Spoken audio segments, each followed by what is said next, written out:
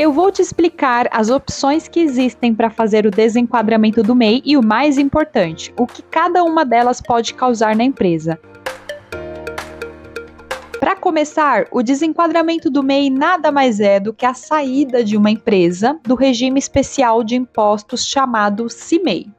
E o CIMEI é um sistema simples de recolhimento de tributos por meio de um valor fixo mensal. Ele tem diversas vantagens para os empreendedores que estão começando por pagar menos impostos. Tem uma previsibilidade de custo melhor, além de muitas outras vantagens. Até aí, perfeito.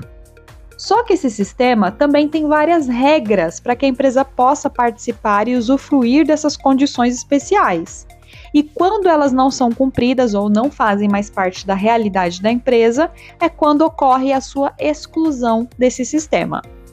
E é nesse momento que muita gente erra ao avaliar a situação da empresa, o que aconteceu com a empresa, versus as possibilidades, as opções que existem no sistema para fazer esse desenquadramento e erram nessa escolha. Mas agora você vai entender direitinho o que significa cada uma delas e quais os reflexos que podem ter na empresa. Gente, esse conteúdo vai ser muito rico de informações, então já deixa o seu like, se inscreva, assim você apoia esse canal e fica atualizado nos conteúdos. Então vamos lá. A primeira coisa que precisamos definir é que existem basicamente 3 possibilidades para fazer esse desenquadramento do MEI. São elas: por opção da empresa, por comunicação obrigatória da empresa ou de ofício. Essas opções ainda podem acontecer de forma automática ou manual. Segura essa informação que depois você vai entender. A primeira é super tranquila, é por opção da empresa, ou seja, ela não quer mais estar no MEI, por livre e espontânea vontade. Mas o MEI pode fazer isso a qualquer momento? Existem 2 opções. Ele pode realizar o desenquadramento no mês de janeiro, e ao fazer isso no mês de janeiro, esse desenquadramento vai valer para o resto do ano, sem poder voltar atrás. E a outra opção é dele fazer o desenquadramento em qualquer outro mês do ano. Porém, esse desenquadramento só vai valer para o ano seguinte. Então, vamos supor aqui que ele pediu esse desenquadramento por opção em agosto de 2024. Os efeitos desse desenquadramento só vão valer a partir de janeiro de 2025. Segunda opção, por comunicação obrigatória da empresa. Essa vai ser a mais complexa aqui do nosso estudo, mas para começar, basicamente ela vem quando a empresa deixa de cumprir alguma das regras do sistema do MEI, não se encaixando mais nesse tipo de sistema de impostos. Então, o que a gente vai fazer agora é conhecer essas regras, porque quando o MEI descumprir qualquer uma delas, o desenquadramento precisa ser obrigatório. Primeira, participar de outra empresa como titular, sócio ou administrador. Isso quer dizer que quando uma pessoa é um MEI, ela não pode participar de nenhuma outra empresa. Mas ela não pode participar em 3 situações, como titular, ou seja, não pode ter uma outra empresa na modalidade empresário individual. O outro, ela também não pode ser sócio de sociedades limitadas ou ilimitadas. Aqui a gente está falando do termo sócio. Não entra aqui nesse entendimento a sociedade anônima. Por quê? Porque os integrantes de uma sociedade anônima são acionistas, eles não são sócios. E os acionistas numa sociedade anônima, eles são ocultos, eles nem aparecem nos cadastros da empresa. Então, não se aplica nesse nosso entendimento que estamos estudando aqui. Muito bem, continuando, a nossa última figura que a gente vai analisar é o administrador. E nesse caso, é o administrador de qualquer empresa com fins lucrativos. Vamos entender aqui. O que seriam essas empresas com fins lucrativos? As sociedades limitadas ou ilimitadas, sociedade anônima, aí aqui sim entra a sociedade anônima, porque a gente está falando da gestão, aí entra sociedades anônimas, os consórcios de sociedades, as cooperativas, qualquer modalidade de empresa com fins lucrativos. Porque existem aquelas entidades sem fins lucrativos, gente. As organizações religiosas, as associações. Nesse caso, se o MEI participar da diretoria, do conselho fiscal, desse tipo de entidade, não haveria problema nenhum. Então, a gente tem que focar que o impedimento é para as empresas com fins lucrativos. Lembra que lá atrás, no início do nosso vídeo, eu falei que ainda existia a forma automática ou manual desse desenquadramento acontecer? Essa informação entra agora.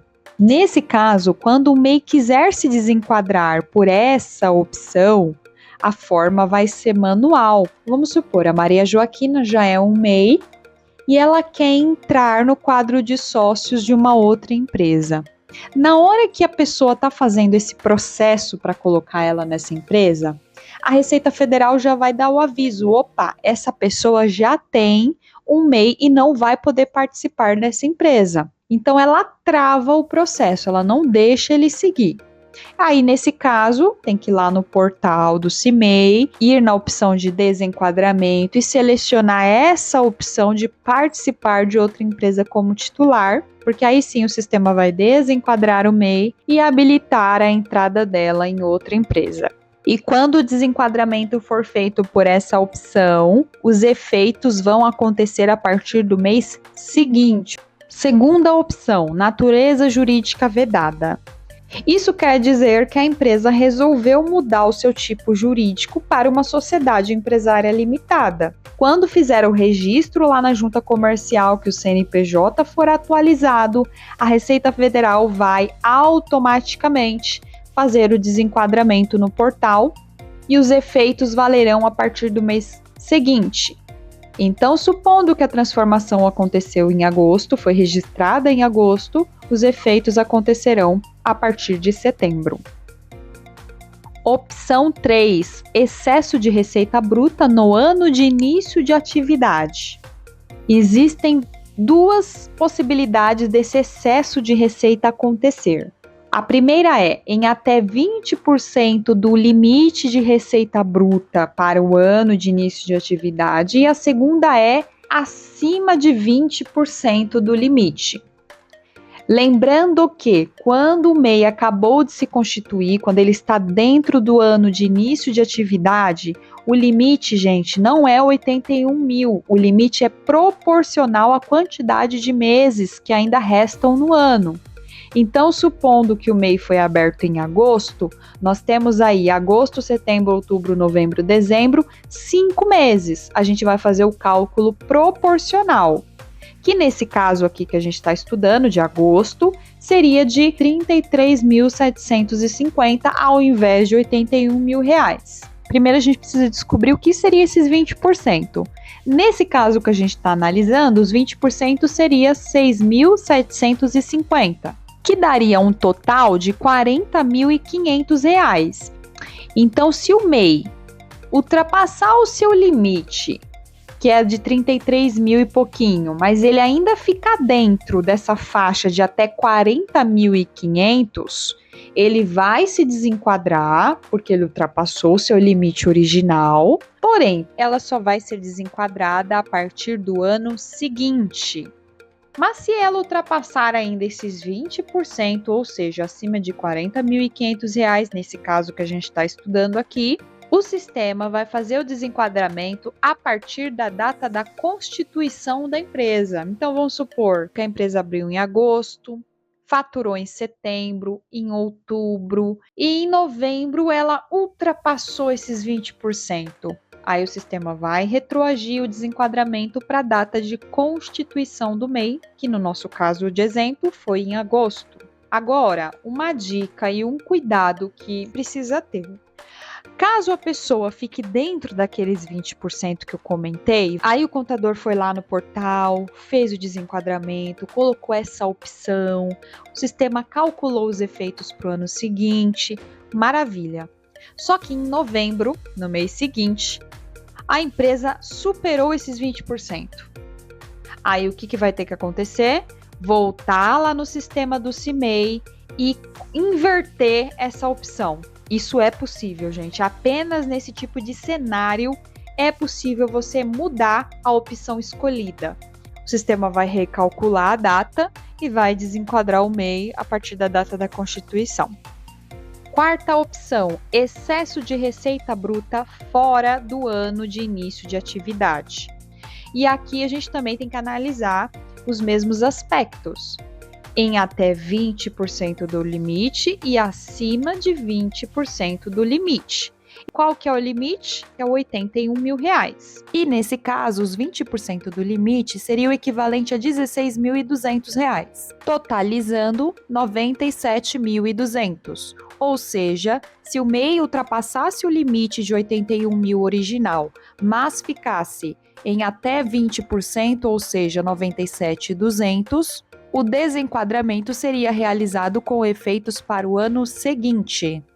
Mas, se ultrapassar ainda os 97.200, aí sim, o desenquadramento vai retroagir com efeitos para janeiro do ano em que ocorreu esse excesso. No nosso caso de exemplo, 2024 retroagiria então para janeiro de 2024. E nessas situações de desenquadramento por excesso de receita, o procedimento do desenquadramento, ele não é automático, é manual. Então, a contabilidade, o profissional que estiver fazendo esse procedimento precisa ir no portal, selecionar a opção correta. Olha como é importante, olha a responsabilidade, o que cada opção pode gerar ou não para a empresa.